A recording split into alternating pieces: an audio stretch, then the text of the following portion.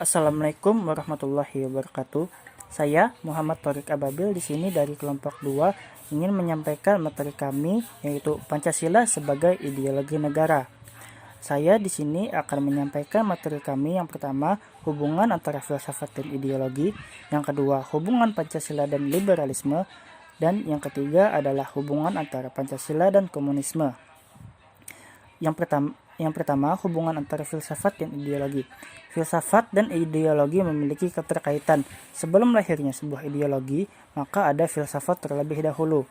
Filsafat berubah menjadi ideologi setelah filsafat tersebut digunakan atau untuk cita-cita yang dikerjakan atau dipatuhi oleh manusia tersebut.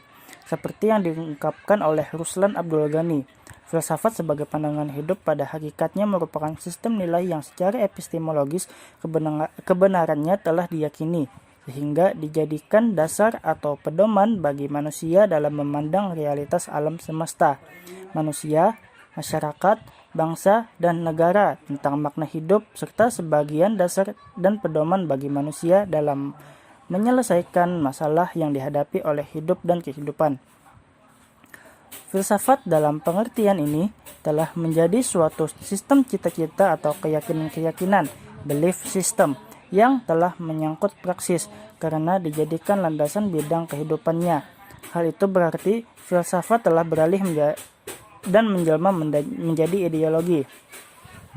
Filsafat adalah sebuah pemikiran kritis untuk melogikakan sesuatu, sehingga filsafat menjadi akar dari setiap ilmu pengetahuan, sedangkan ideologi adalah suatu ilmu yang mempelajari tentang cita-cita.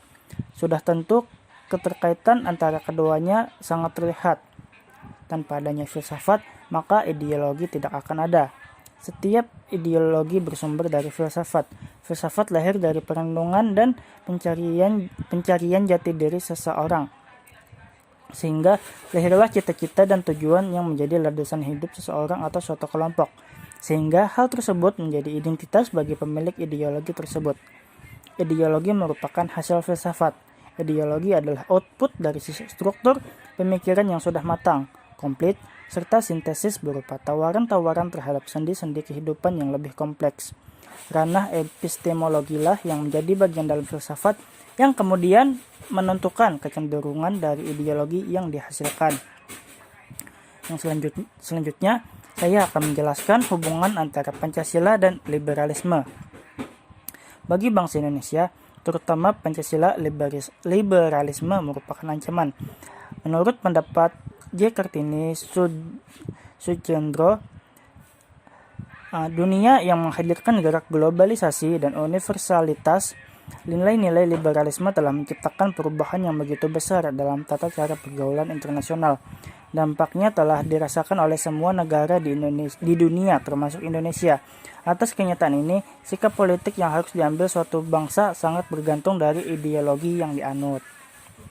Jadi, dapat disimpulkan bahwa liberalisme di sini merupakan suatu ancaman karena dapat mengancam nilai-nilai dari Pancasila itu sendiri.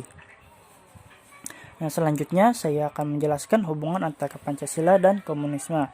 Ideologi komunis sebenarnya mengambil prinsip dari sila kelima Pancasila, yaitu keadilan sosial bagi seluruh rakyat Indonesia. Namun diterapkan secara ekstrim bagi orang biasa. Bagi penganut komunisme, mereka percaya bahwa semua orang memiliki kesempatan yang sama. Mereka juga harus memiliki hasil yang sama dan membatasi mobilitas sosial untuk mencapai prestasi yang lebih tinggi, yang pasti akan berujung pada ketimpangan. Komunis percaya bahwa konflik sosial pada akhirnya muncul karena perpecahan kelas ekonomi yang dapat diperburuk oleh garis etnis agama. Itu saja yang dapat saya sampaikan. Untuk selanjutnya saya persilahkan kepada rekan saya Aulia Irahman Gofar untuk menyampaikan materi kami mulai dari hubungan antara Pancasila dan agama, sampai Pancasila sebagai ideologi terbuka. Terima kasih. Baik, di sini saya Aulia Irahman Gofar akan melanjutkan penjelasan dari rekan saya Muhammad Thorik Ababil. Di sini saya akan menjelaskan hubungan antara Pancasila dan komunisme. Dalam ideologi komunis, keadaan masyarakat yang ideal adalah yang tidak membutuhkan pemerintahan dengan masyarakat yang tidak terbagi oleh etnis, kebangsaan, atau agama. Mereka memimpinkan masyarakat untuk mencakup seluruh dunia. Dalam proses untuk mencapai impian ini, komunis percaya akan kebutuhan negara, sementara yang dipimpin oleh kader proletariat yang tercerahkan. Keyakinan terakhir ini digunakan untuk membenarkan kediktatoran komunis yang menjadi norma selama Perang Dingin. Hubungan antara Pancasila dan agama. Pancasila dan agama memiliki hubungan mengenai prinsip ketuhanan. Pancasila mengedepankan prinsip ketuhanan dengan mencantumkan di sila pertama. Agama mengajarkan kepada pemeluk-pemeluknya untuk senantiasa taat kepada Tuhannya. Indonesia merupakan salah satu negara yang bertuhan. Artinya, setiap warga negara mempercayai adanya Tuhan, sehingga prinsip ketuhanan dicantumkan di dalam sila Pancasila yang merupakan dasar serta ideologi negara Indonesia. Di Indonesia, terdapat beberapa agama yang berbeda-beda, sehingga untuk menjaga kerukunan di antara masyarakat, maka sila pertama di dalam Pancasila dibuat dengan bahasa yang umum dan mencakup seluruh warga negara. Setiap warga negara diberikan kebebasan dalam memeluk agamanya dan menjalankan ibadah sesuai dengan perintah agamanya. Pancasila mencantumkan mengenai prinsip-prinsip cinta tanah air sekaligus taat dalam beragama. Agama juga mengajarkan hal demikian. Setiap pemeluknya taat dalam beragama dan mencintai tanah airnya. Keduanya saling mendukung dalam mewujudkan cita-cita bangsa Indonesia. Pancasila sebagai ideologi terbuka.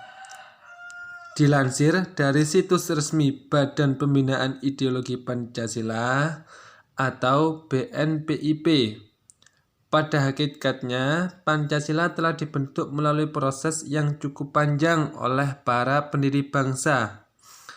Pancasila sebagai ideologi dinamis yang mencerminkan keterbukaan pemikiran yang mampu menerima segala iklim perubahan yang terjadi.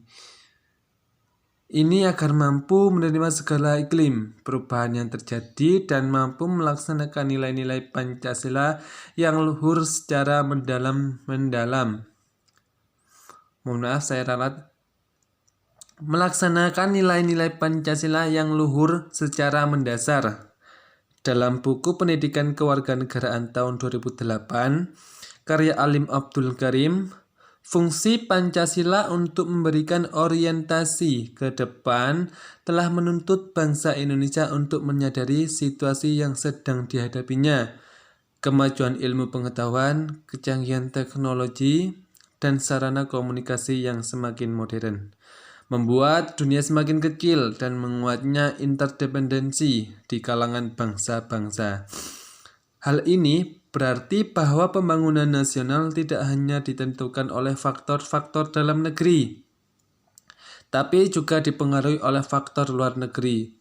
Untuk menjawab tantangan tersebut, maka Pancasila perlu tampil sebagai ideologi terbuka. Sekian penjelasan dari saya dan rekan saya. Segala salaf dan hilaf, kami mohon maaf yang sebesar-besarnya. Wabillahi taufiq wal hidayah. Wassalamualaikum warahmatullahi wabarakatuh.